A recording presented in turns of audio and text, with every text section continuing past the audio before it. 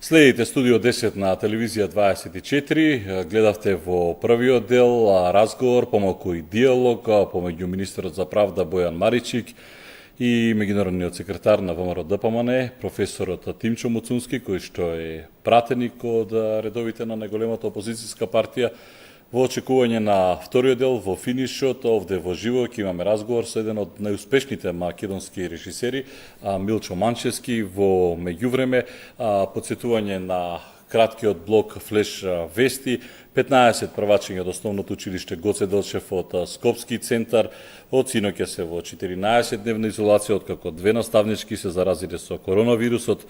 Ова информација за Телевизија 24 ја потврдија дел од родителите на децата, кои засега не сакаат да зборуваат јавно.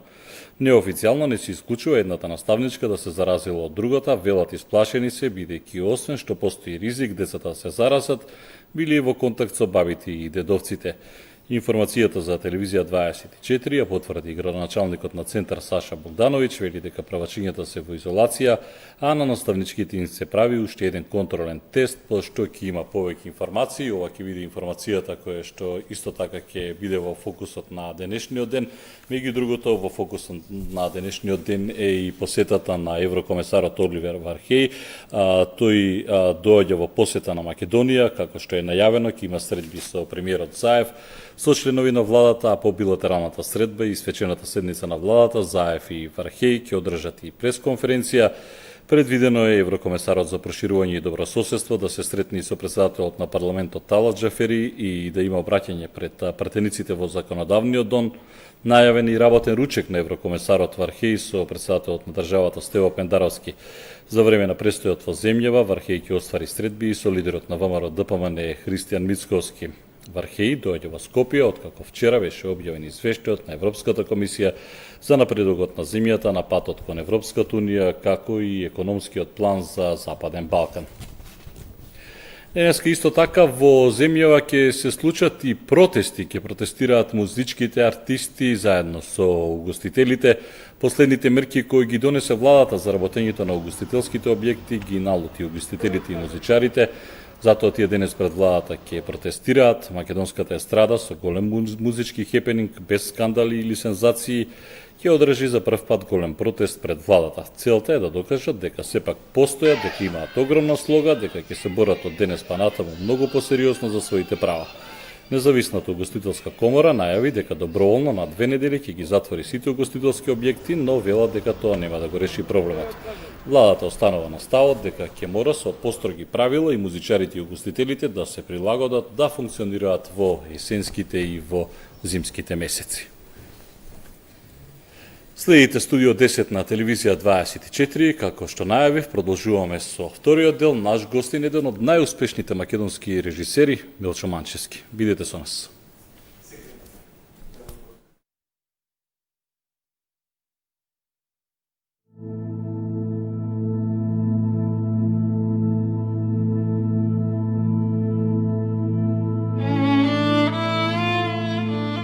Мислам дека комплетната глумечка екипа, начело со трите глумици кои ги играат трите главни улоги, беа феноменални. Мислам, тоа беше Dream Team глумечки. Исклучително добри и занаетски, и по емоција. Многу сум задоволен, да. Беше пријатно снимањето на Врба, многу. Како процес имаше добра екипа, сите си ја работеа, во принцип работата професионално и посветено. Имавме малечко детенце на сет од 6 години, еден малечок актер. Малиот беше фантастичен, не знам, ангел. Од децата многу учиме. Најчесто имаме некаква предрасуда дека ќе бидат потешкотија за време на снимањето, но... Која сцена ти беше најинтересна да ја снимаш? На терасата. Ти се плашеше? Не. А татко ти и мајка ти се плаше? Да. Да?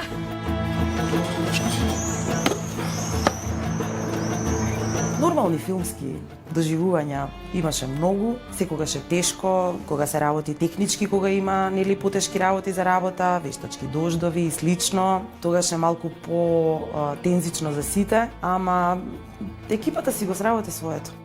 На Врба имавме интернационална екипа, имавме колеги од Унгарија во секторите на костим, нашиот драг пријател директор на фотографија Тамаш Доваш. И мислам дека убаво си поминавме, веднаш не разбраа, нели? Глумците мислам дека беа нај она што доброто во целиот овој процес и она што го однесе и што го носи филмот на тоа ниво на кое што е. Значи немаме некои, да речам, звезди глумци, но претежно сите се нели поготово главните се млади, но секој еден од нив толку посветен, толку професионален, што снимањето со нив мислам дека одеше перфектно. И од друга страна Милчо има страшно точен њух да ги избере правите глумци за еден карактер.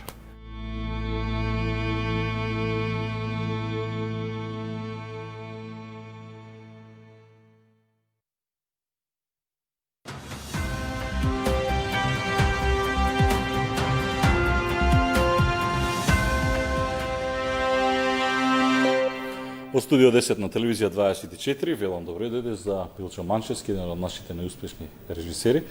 Добре дојдовте.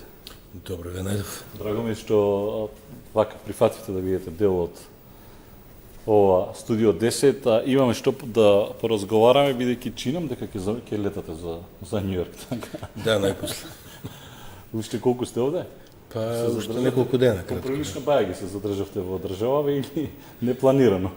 Па и планирано и непланирано. Прво, долго сум тука затоа што го снимав Врба. Тука и го монтирав. Потоа почетокот на светската дистрибуција од тука ја водевме и таман кога се спремав да заминам назад во март, се случи пандемија, се затвори аеродромот, се затворија границите, така да ова злото го поминав во Скопје, може и поарно. Одите во Њујорк по работа? Или... Па живеам и таму.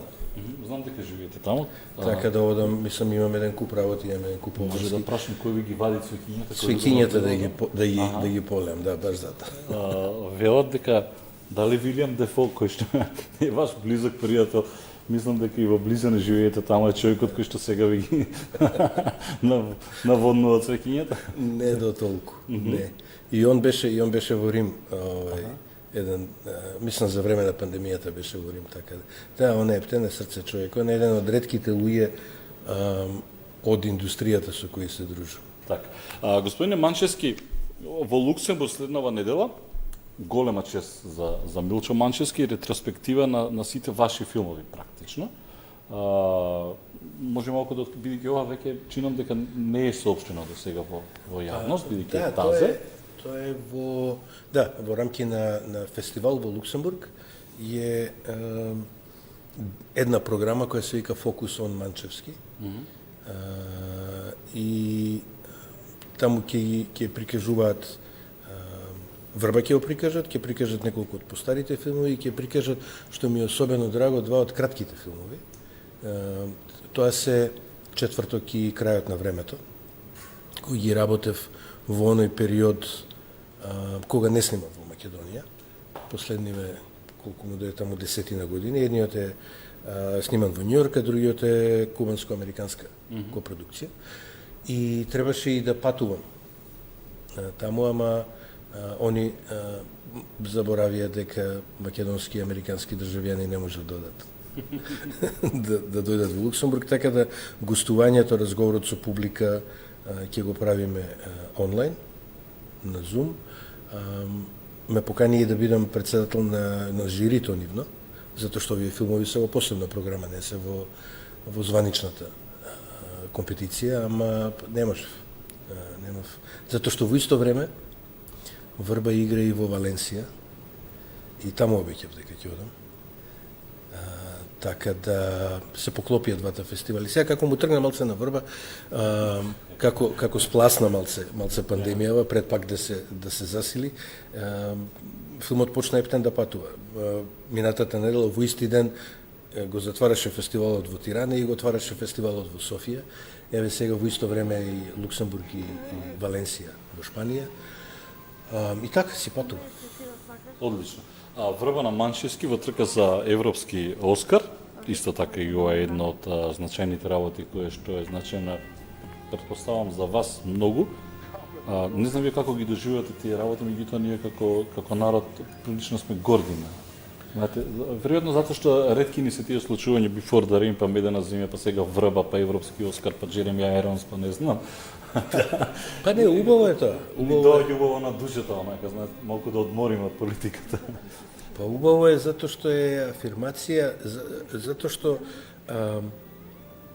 иако сме една миниатурна земја, со малку луѓе, сиромашна земја, на овој начин се гледа дека тука има луѓе кои мислат и кои работат на едно светско ниво.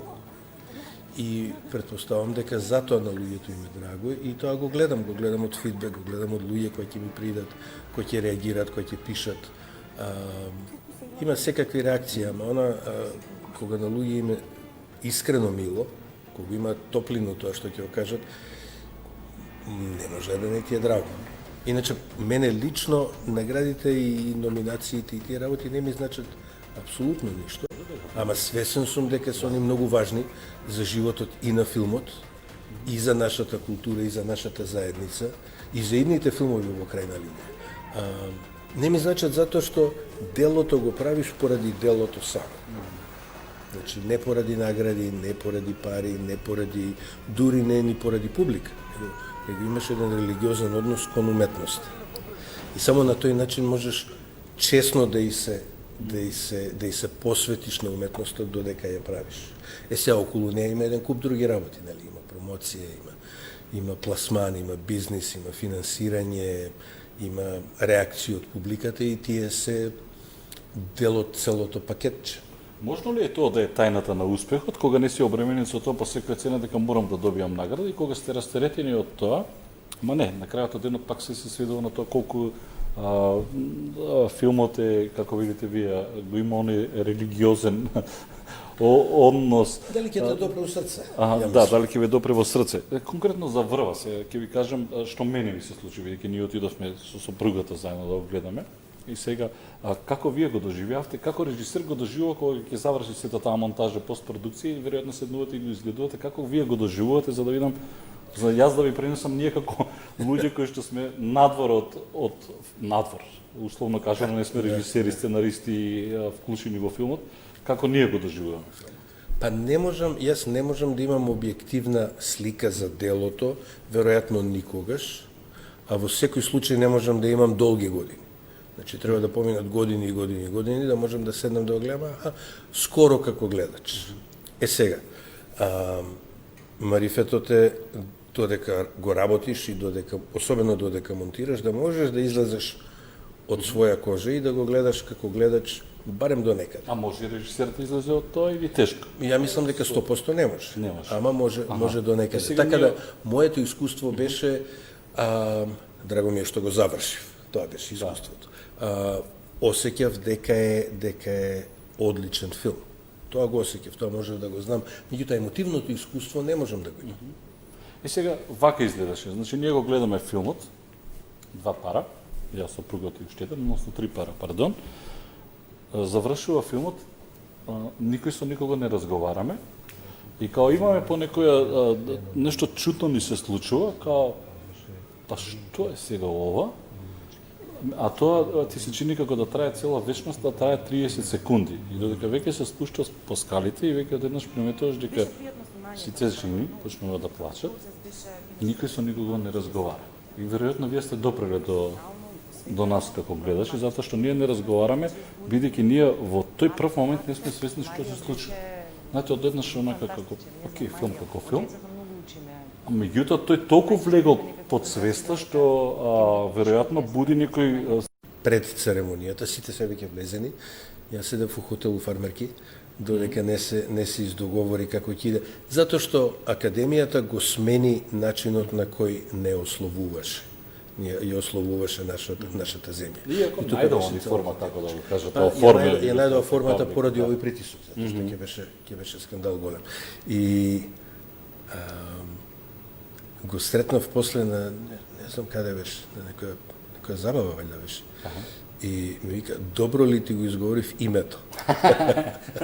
Добро. Манчевски, додека бевте, ќе ве вратам пак и на Врба и на сите останати филмови, додека бевте во Скопје, стигнавте да направите изложба, трета поред, ако не се лажам. Да, трета. Таму, ги гледам сликиве дека ќе почнат да ми, ова е од таму, сега ова е изложбата тука, не ќе да ја крстиме. Што е вака јас како да ве дефинирам, во смисла на тоа што кога ќе разговарат со некој, знаете, Манчевски е повеќе писател и сценарист и чинам дека повеќе му лежи не му лежи, туку дека тој повеќе се исполнува тој сака да биде писател. Не дека не сака да биде режисер, меѓутоа сака да биде писател и сега тој е еден уметник и сега ви ја правите фотографии, реже може да дадат фотографиите од изложбата, таму успеав неколку да симнам од она што е од интернет, што е достапно, зашто таму? Вие видите Индија, не знам, секаде, така? Таму е секаде практично. Таму е секаде, ова е улична фотографија. Слики што ги работам на улица, ниедна не е позирана, ниедна не е ниту кропирана, ниту има филтер, ниту има фотошоп. Ова се цели фреймови. Обработката не е колор обработката е онака old school, како да се аналогни фотографии. Значи, малку може да ќе се засили бојата, може да ќе биде потемна или посветла и тоа е тоа. Намерата е, ова е во традицијата на улична фотографија која оди назад 100 години, мислам, од Картие-Бресон и Роберт Франк и Гери Виногранд и Алекс Уеб. Се фотографии кои што се правени на секаде, кај што... Да, затоа е и таму. Затоа таму. што се секаде, не е тука, тука во студио или тука кај што ги гледаме. Ова е од, мислам, има еден куп од Индија, има и од Македонија. Фотографија и пишување во споредба со режирање ја имаат за мене таа предност што можеш да работиш тивко, можеш да работиш сам, не ти треба буџет, можеш да работиш брзо. Филм, самото физичко правење на филмот е 1 година. На тоа му предходи да се напише сценариото, некојш иде брзо, некојш треба 2-3 години да се напише и да се isfinansира. Значи, процесот е долг и предизвика да се одржи спонтанноста, да се одржи свежината, импулсот. Да, кога работиш фотографија, тоа е тој момент и он исто така не можеш на никого да му го објасниш. Од прва е гаѓа? Да, мислам, од прва, ако најдам ситуација, ја сликам, можам да останам и цел ден да сликам на едно место. Со апарат сликате, така? Да, сликам со апарат, со мал инстант Sony. Иако на изложбата има 2 фотографии што се со мобилен сликани, ама другите 86 се со апарат. Тоа не е некој апарат со огромни технички перформанси, меѓутоа има убав широк објектив. Скоро сите слики се на широко снимени, ретко зумирам, освен кога ми треба некоја информација. Ако сликам за информација, тогаш ќе зумирам и ќе дојдам поблиску. Широк објектив ми е корисен поради можноста што ја пружа композицијски. И битен ми е моментот, битно е како моментот што ќе се случи, тоа што Картие-Бресон го вика the decisive moment, е преточен во ликовно. Значи, не документаристички, туку кој е ликовната тежина што тој момент ја има. Значи, тие две работи треба да се поклопат. И тие се случуваат во момент, не ги објаснуваш, сликаш, некојаш мислиш си ја фатил, а ја нема, некогаш си ја фатил, а не си ни знаел додека не седнеш дома да ги разгледаш сликите. Ама има и зборува сликата, нели? Не бадиела велат една слика и да зборови, како е тоа. И говори сликата. Само она мора да комуницира, инаку е херметички. Ова е трета ваша изложба и некако спонтано, не случајно, практично му доаѓа како на секој 10 години Милчо Манчевски да прави по една изложба. Прва беше улица, па 5 капки сам, па сега таму. Веројатно за 10 години ќе биде тука. Ќе биде тука. Да, така испадна, мислам, не се планирани, ама веројатно на 10 години се собира материјал, ќе кажев, треба можеби 10 години за да се собере добар ликовен материјал, иако не е точно, овде имаше премногу материјал. Овде имаше, не знам, некои 80-90 илјади слики имаше. Имаше страшно много. Со многу мака. Многу мака, така? Да. Ништо правев широка селекција, па потесна. Тоа целиот... Сам? Цело време сам, така? Да, тоа баш сакав да кажам, првите фази сам, потоа со кустосот, кураторката на изложбата, Бојана Јанева Шемова, која страшно многу помогна. И од Музеот на современа уметност, а книгата, што излезе, е во издание на Антолог. Со нив заедно работевме на книгава па скоро 3 години, мислам. Подготовки и пакување и интензивна работа последнава година. Малтене спиевме во печатница. Жарко и Валентина Кујунџиски беа страшно пожртвувани да излезе книгава. И ја печатевме во Датапонс, кај што луѓето стварно дадоа се од себе. И ова имаме едно убаво парче, едно парче убавина. Тоа е. И фотошопот, односно color gradingот, го прави Орце Поповски и Јаце Петревски. Така да беше долг процесот, уствари. Мислам, моментот на ловење на сликата е пола секунда, а после да ја донесеш како што треба пред луѓе, време. Што ретко кој можеби од јавноста знае е дека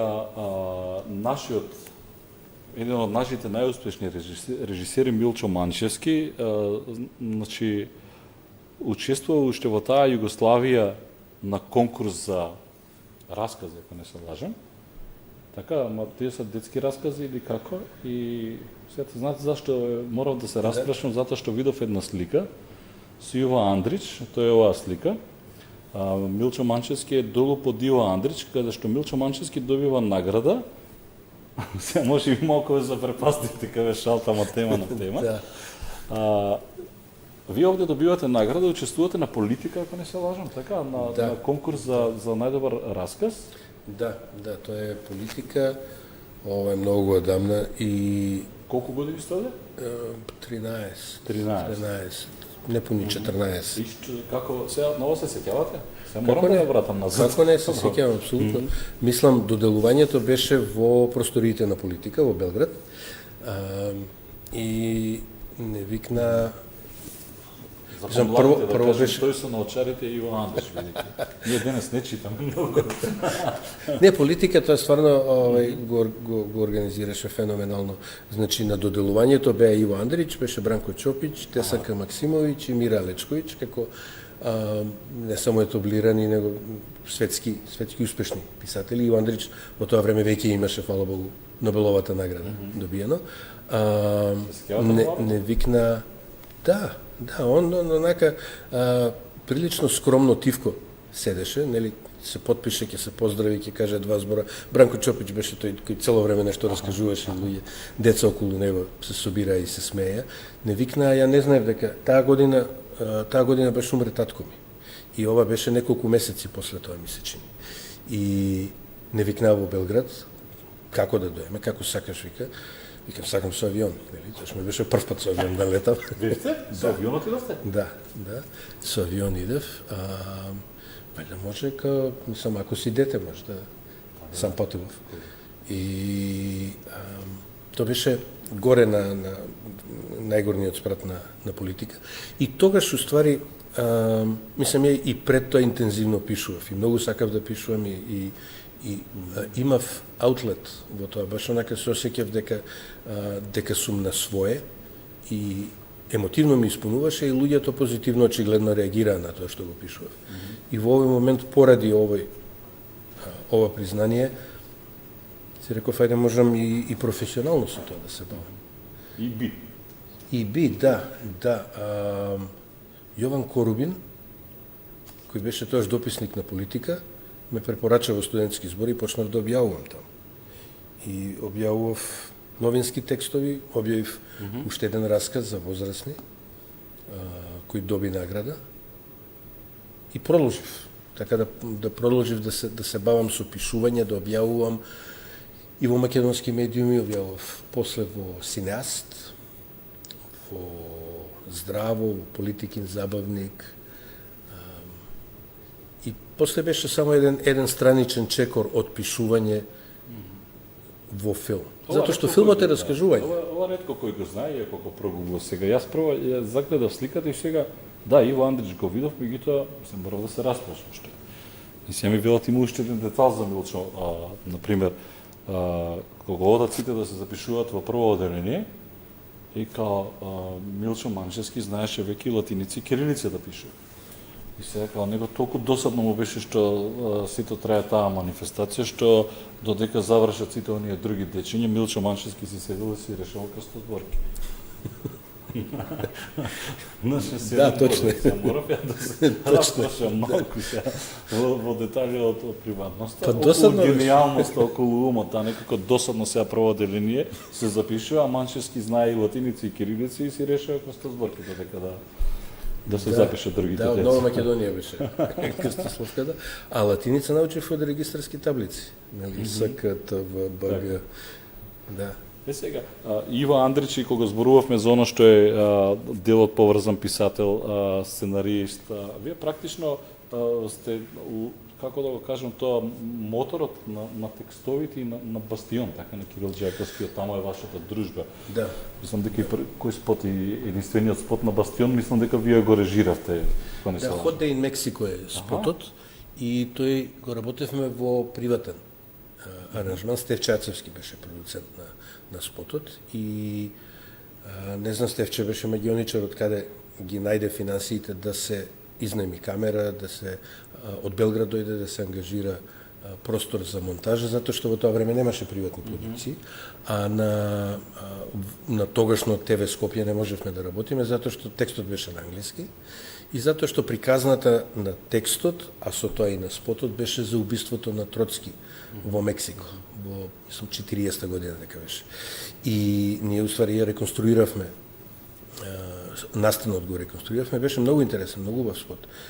И сега, за прв пат, после толку години, го најдов, и сега го реконструираме, затоа што е во прилично лоша состојба.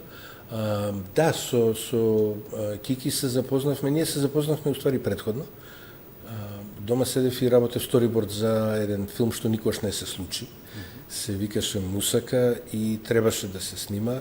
Беше од креативна страна се беше готово. И потоа политиката плюс некои постари така наречени колеги успеа да го естаблишментот го угуши тој проект и никад не се случи. Меѓутоа ја очекувајќи дека ќе се случи, работев на сторибордот, работев со еден пријател кој е сега максилофацијален хирург, Сашо Грчев. Тропа некој на врата, отворам врата, двајца клинци, мислев топката им паднала од двор. Вика, ние дојдовме музика да ти правиме за филмот. Мислам, не беа, они беа некоја 2-3 години можда помали. Тоа беа Кирил Џајковски и Тоше Попсимонов. И така се запознав. После ми пуштија што работеле. Беше стварно феноменално, беше одлична музика. И додека чекавме да се случи овој филм, сакавме да работиме нешто друго креативно и викам, ви треба бенд, ви треба пејачка. И ги запознав со Ана Костовска. И текнува звонамот кај мене на фиксниот телефон, кај Ана, и викам, ја Кики, слушни се. Вика, ја да зборам, па кој да збори? И така се запозна они, една феноменален спој на таленти. Љупчо Стојсављевиќ, Кирил и Ана. Деца на сонцето. Да, Деца на сонцето, Мистер Комплекс, еден страшно краток период, имаше една ерупција на креативност, кој и денеска се гледа, луѓе денеска го пуштате, бев на гостува во една емисија во живо во Софија прошлата недела, ги пуштија песните од Бастион за време. Значи, они очигледно ги имаат, си ги пуштаат таму. Па добро, Бастион остави белег не само во Македонија, и во Југославија, иако траеше, како се вели, не многу долго, меѓутоа направи голем, како се вели, голем ефект. Еден феноменален склоп на талентирани луѓе и тоа што го направија, мислам, ја бев таму да помогнам. Тоа што го направија е стварно, еве се гледа, трае. Вие кога утврдувате цел во животот, например, како ги утврдувате целите во животот? Сега, например, след некогаш сте размислувале Да, сега ја пишувам сценарио за Before the Rain. Before the Rain е практично на одскочна даска, ако можам така да кажем. И тога се случуваат тие контакти и сега отеднаш Милчо Манчевски со Квентин Тарантино, тој навистина е така како што да го доживувам од филмовите или е тотално друг човек? Па добро, не е насилен. Мислам, не насилен, туку филмови ми се онака баш Он уста не затвара, мислам, тоа е тој. Ностоп е можда уживо е можда малку посмирен него. Колку на пример самиот еве Милчо Манчевски или Тарантино колку се отсликуваат самите себе си во пишувањето на сценарио на Апсолутно, мислам дека кога правиш авторски филм, на пример Pulp Fiction, мене ми прилично онака лудачки филми сега, ама ја не можам да го доживам така Квентин Тарантино, иако ми е ама тоа е уметност на крајот од денот. Сега помеѓу уметност и обичниот Тарантино. Да, вака, значи во авторски филм, значи не во холивудски комерцијален или европски комерцијален филм, значи во авторски филм, уметнички филм, авторот се познава, се гледа. Значи кога гледаш филм, не знам, од Фасбиндер, е као 2 сати да си правил муабет на само со Фасбиндер. Сега тоа не е буквално. Значи ти го гледаш во Pulp Fiction, го гледаш оној аспект на Тарантино кој е дека е изузетно луциден, дека му текнуваат работи се, има спојки кои никогаш не би ти текнале во нормален живот, дека е страшно динамичен, дека е страшно духовит. Така да од тој аспект се гледа човекот, се гледа кој е. Во комерцијален филм, во холивудски филм тоа не се случува затоа што системот не ти дозволува да дојдеш до израз. Системот те гуши затоа што и јас мислам дека е тоа заблуда, затоа што он лажно смета дека ако ти наметне формула, филмот ќе биде покомерцијален, што не е вистина. Pulp Fiction тоа го покажува. Pulp Fiction е страшно личен филм во суштина.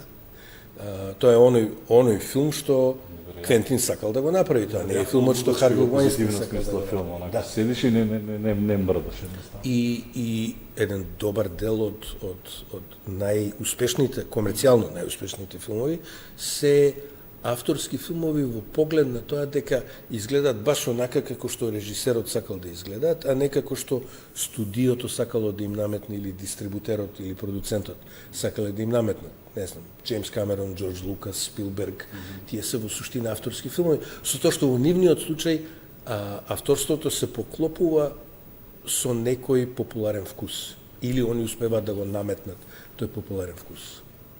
Веројатно поголемо е задоволството кога ќе успееш да го наметнеш вкусот и онака да се чудиш што те снашло. Ама тоа зависи од човекот, зависи од сензибилитетот, мислам, јас знам дека тие филмови што јас ги правам не се за милиарда луѓе да ги гледаат и нити ја имам било кога сум имал таа намера. Мене ми е диалогот со филмот. Ама пак допирате до среща на милиарди луѓе.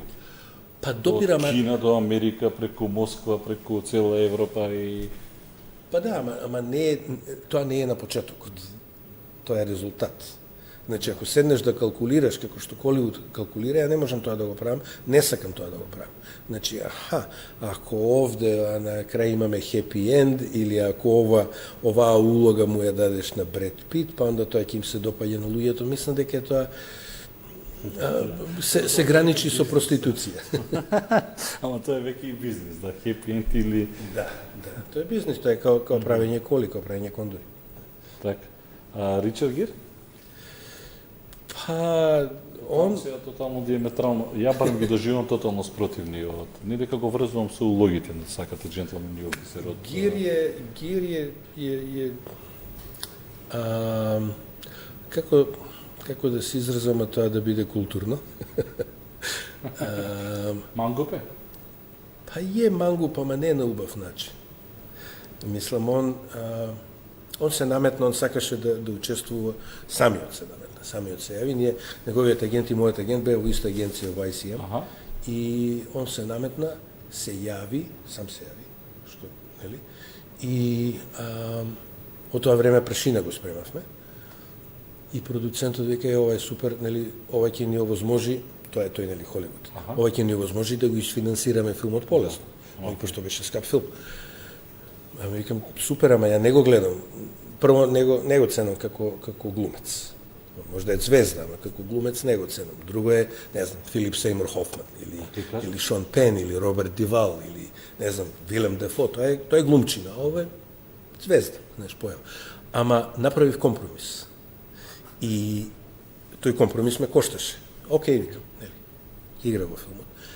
И сега почнаа преговори и ја бев релативно наивен во тој процес. Значи, мене ми вика, океј, го правиме филмот. Ние пробаме. Работиме на филмот. Вие Ричард Гир треба да игра практично во прашање или не? Во таа фаза он требаше Тоа по дефолт значи дека мора да има хепи енд, а вие Па не, ама сватив дека он сака тој дел во кој он ќе игра, пошто нели поделени се деловите, едниот е Њујорк современ, другиот е нели каубоец во Македонија. Дека он сака да порасне неговиот дел. И во исто време агентот негов не ги подпишува договорите, ги развлекува, изгубив година дена со него. И сватив дека нема зошто тоа да го правам. Ја го работам онака како што работам. Ако можам тоа да го спакувам и да го направам, да го изфинансирам и да го снимам, супер, ако не можам, whatever, нели, ќе правам нешто друго. Значи, тој компромис што го направи во таа една година да прифатам да пробам да работам со Гир, ми беше искуство, нели? Како рекол Џон Ленон, искуство е она што ќе го добиеш, кога нема да го добиеш, она што си сакал да го добиеш. После дојдам во Скопје, во чамо го носев. Ти ја видов сликата. Да. И вака сега од дистанца, нели, тоа ме кошташе многу живци и многу време, ама ми е страшно драго што Прашина го снимивме онака како што сакавме да го снимиме, а не со креативен компромис како што е Ричард Гир да го игра Лук. И од денешна перспектива и не можам да го доживеам Ричард Гир во ниедна варијанта, никако Лук, ниту во Прашин. Па, ќе имаше мала адаптација, значи, оној аспектот на Лук во кој он е расипан, во кој он е себичен, Гир можеше одлично да го одигра. Меѓутоа да го замислам како груб, како прљав, како човек кој живее на седло и спие на земја, и тоа ќе ми беше малце потешко. Мислам, ќе го направиш визуелно, ама да го доживееш затоа што он стално игра некои урбани шминкери, ќе беше малку потешко. Джентлмен или да, или адвокат или нешто. Адвокат или Pretty Woman, како доаѓа спасителот на крај кој што. Да. И Дейвид Уенам, например, кој го игра сега Лук, австралиски глумец, кој не е таква звезда, е сигурно едно 5 милиони пати подобар глумец. Он е еден од тројца најдобри глумци со кои било кога сум работил. Ја не говорам овде од тоа, например, колку би чинил, например, Ричард Гир да игра во Прашина. Меѓутоа, прашањето ми е колку појавувањето на голема звезда од типот на Ричард Гир или на Вилем Дефо или на оние кои што са планетарно познати, Џорџ Клуни, колку тие може да придонесат за филмот, за продавање на филмот? Апсолутно. Затоа што некој се покажува, знаете, например, Деми Мур од таква слава да заврши на Златна малина. Да. Секогаш некако изгледа како меч со две острици, сето тоа. Па не, апсолутно звезда или име, како што не ги викаат, е некоја скоро гаранција за некаков комерцијален успех на филмот. Сега, дали тој комерцијален успех ќе биде толкав колку што се надеват и толкав колку што бил буџетот, е друга работа. И тоа се менува со време, да. Деми Мур е на крај Златна малина, ама во времето на дух и на било што. Што прави глумецот?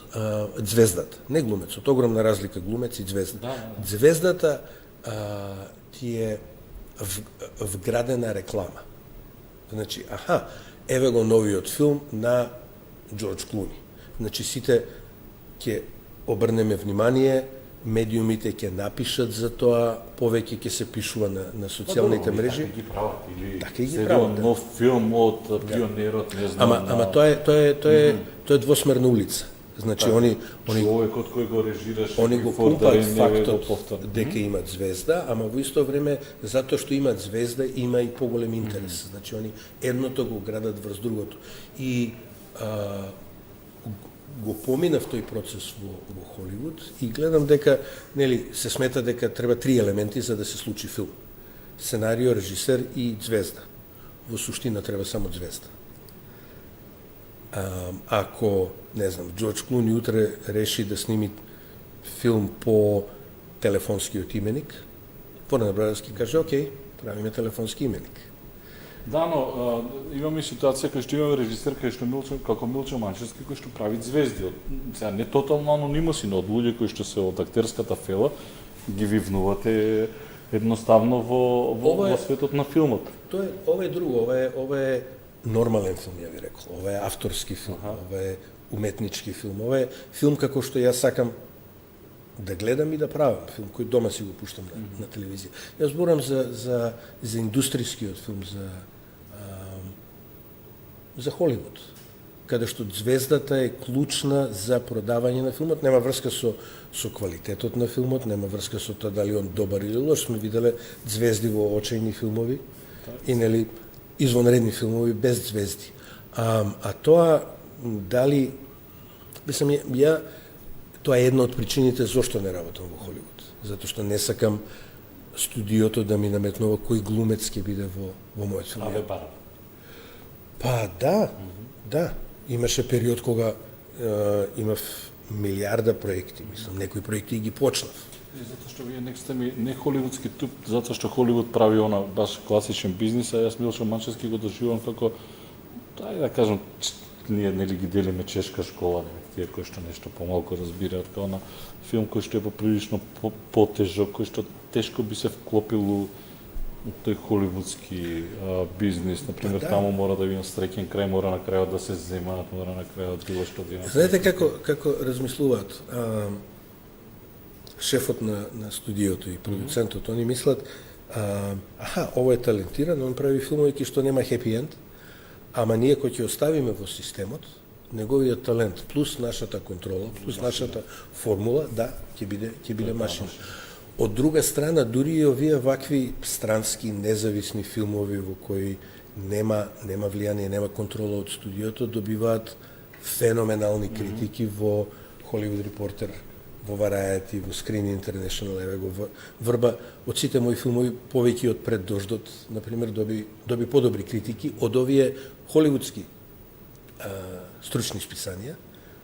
Значи, доби подобри критики дури од Пред дождот. Значи, оно функционира кога ќе го завршиш филмот. Процесот е чуден. И сега Врба лани го пропушти, мислам да така беа сороковите за номинација за Оскар, годинава може да се случи. Мислам како поди постапката. Па може да се случи, да. Ја мислам дека прво треба Македонија, односно ми се чини дека Друштвото на филмски работници да одлучи дека е тоа филмот кој треба да ја застапува Македонија оваа година. Дали друштвото ќе одлучи или нема да одлучи, тоа е нивна работа. И потоа влегува во тие, не знам, стотина филмови што доаѓаат во Холивуд, од кои треба да влезе во 5 месечини. Сега ги променија пропозициите, прво е во 9, па потоа во 5. Очекуваме ние, барем јавност очекува и после она што се случуваше и по сите награди кои што практично ги собра Врба. Зашто непознати се патиштата на македонскиот културен естаблишмент? Ето сакав да кажам, бидејќи ќе нема многу време и сега ние зборуваме за Тарантино, за Ричард Гир, за Иво Андрич и одеднаш се враќаме на оваа наша сурова реалност и сега како да го прашаме сега Манчевски, сега не знам, вие го уживате ли респектот кој што практично го заслужувате? Јас имам впечаток дека не баш, иако овде се е поделено, остави код звездата и па не ви се во последно време постојано ве прашуваат за сите овие случувања што се на релација. Тоа е, мислам, одлично. Во едно интервју велите да ќе и дадам 100 дена на не на власта, но гарнитурата да видиме во кој правец стераат. Одлично прашање на погрешна адреса. Да. Дали го добивам респектот што треба. Мислам, зависи од човекот, зависи од човекот кој е на функција. Ние сме една педа земја, малку луѓе, сите се знаеме, има прекрасни луѓе, ама има и луѓе кои се многу завидливи и кои се во ситуација. Ја со сите во секоја констелација имало луѓе во културниот естаблишмент кои не биле среќни со моето присуство. И тоа така и сега, значи тоа од не знам 80 и некоја кога се појавив као тазе дипломиран режисер од вратен од Америка, Шобарово и сега тука, до сега и сега некоја што јавно се покажува, некојаш тајно се покажува, страшно многу нити ги пратам, нити сакам да ги пратам, а не ми ни требаат, има милиарда муабети, нели, има некои се тајни, некои се јавни. Ја оставам делата да зборуваат. Делата, значи филмовите какви се, што мислат луѓето, еден нормален гледач што мисли за филмот, дали го допира, потоа дали тој филм постигнува нешто за културата која го изнедрила и која го финансирала во крајна линија, значи дали тој ја афирмира таа култура. Друга работа што е важна, дали сум ангажирал млади луѓе и не само млади луѓе, него способни, талентирани луѓе во моите филмови кои потоа продолжиле да прават нешто уште подобро. И до тука се јаворите, и доаѓа моментот оваков кој што ве вади од се не ве вади од кондори, меѓутоа онака ви ама сега нема да ме Да. Па сега да се зеза сега сам. Па сега што да им правам? Еве, на пример, да, има и четврти момент. Значи финансирање, пошто филм е скапа работа, скапа играчка. Како се финансира, кој го финансира? Ако ги земеме сите мои филмови што ги имам работено во Македонија, настрана тие, што сум ги работел исклучиво во странство, како Бикини Мун, например. Односот на странски пари со македонски пари во сите тие филмови е отприлike 70-30. Значи, и можеме и точно да го пресметаме, значи донесени се многу повеќе странски пари кои се трошени тука, со кои е стимулирана нашата филмска индустрија, да не збориме за стручњаци, не знам, директори на фотографија што имаат Оскари, продакшн дизајнери, глумци и така натаму.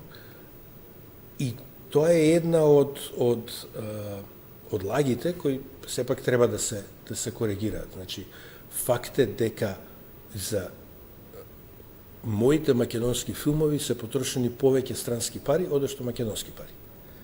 Значи, тука инвестирале владите преку нивните фондови на Британија, Франција, Германија, Италија, Бугарија, шпанските пари мислам дека беа приватни, на Евроимаж,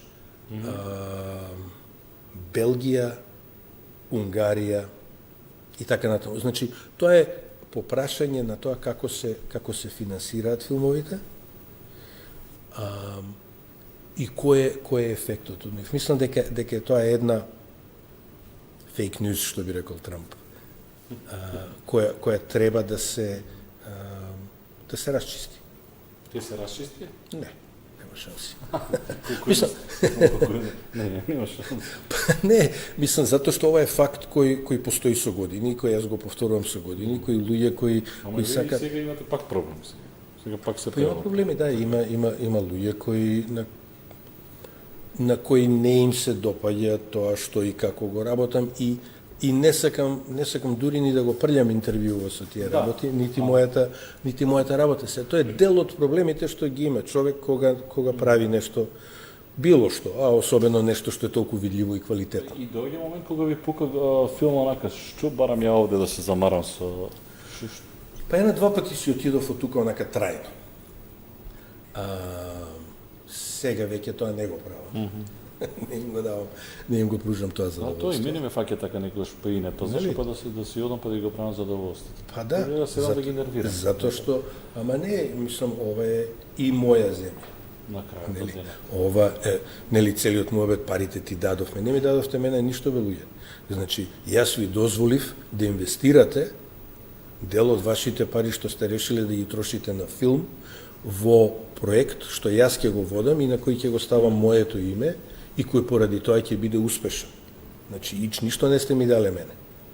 Јас сум ви дал, односно сме направиле партнерство. Мислам дека ќе се разбере таа како се вика констелација за која што вие зборувате и веројатно ќе ќе почнеме да функционираме како држава и еден уметник со ваков калибар од сега, почнувајќи од Иво Андрич, како што кажа, до Тарантино, кој што практично го има светот на дланка, и да аѓете и од еднаш Македонија, Бугарија, Гоце Делчев, македонец, не македонец, не знам, некој сега и Скопје 2014 веќе е поминато. Знаете, како доаѓате од она јаболкото и доаѓате во една бара. Еднаш, што е сега? Чие Гоце Делчев? Што седнете сценарио да напишете како пишувате, чие Гоце Делчев? Тоа е. Мене повеќе ме интересираат оние конкретни човечки судби. И независно од тоа дали тие се случуваат во момент на големо историско случување, како во Прашина или во Предоштот, или во момент на привиден мир. Ама човекот као таков ме интересира. Генерално ова Северна Македонија вака го перцепирате како уметник или ви влијае на вас? Како уметник не, како човек, да, се разбира. Ама мислам дека уметникот, и тоа не сум го измислил ја, тоа не знам, например, Курт Вонегат го има кажано многу поартикулирано и поубаво.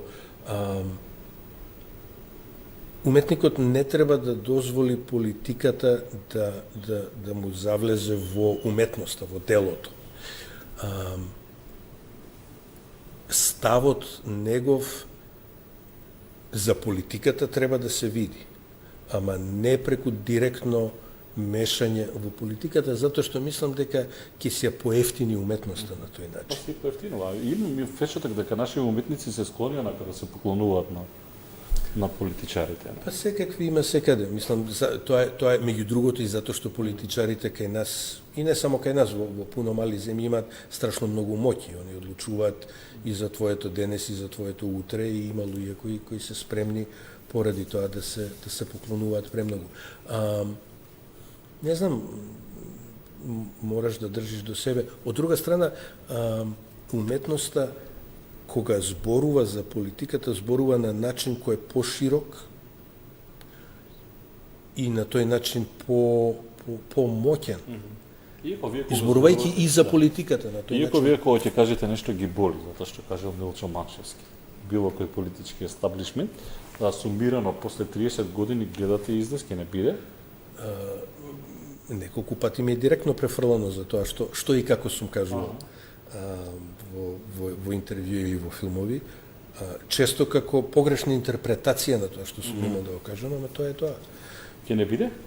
Па мора да не бидеш, нема друга чара. Кога одите за Нью-Йорк? Следнава недела. Следнава недела одите и останувате таму? Не се знае. Поздравете го Дефо, кад Тарантино договорите едно интервју, можам да дојдам за фатот да успеат, не знам какви се луѓе. Овака сега, веројатно не знам како прифаќаат интервјуа да дојде. Не се многу спремни. Не се многу спремни. Подготвувате и нов проект од мај, ако не се лажам, така нов филм Кајмак. Да, има нов филм, се вика Кајмак, пак ќе биде европска копродукција. Агенцијата за филм го поддржа веќе проектот, го поддржа со 40% од тоа што го побаравме.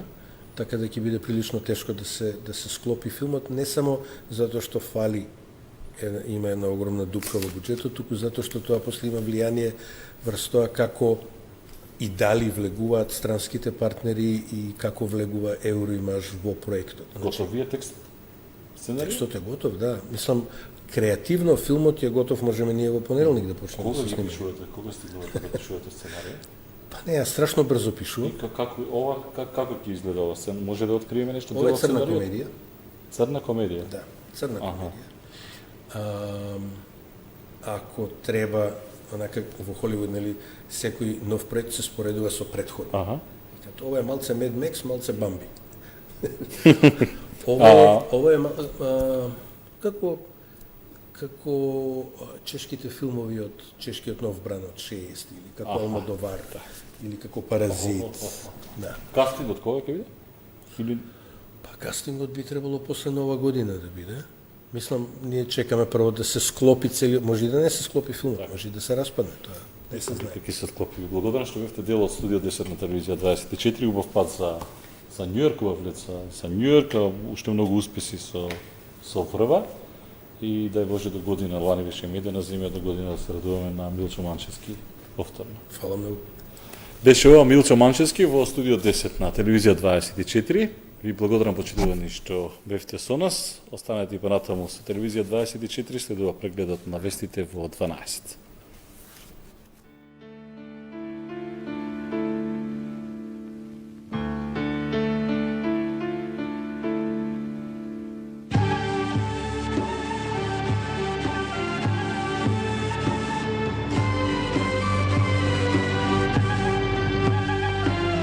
His photographs were like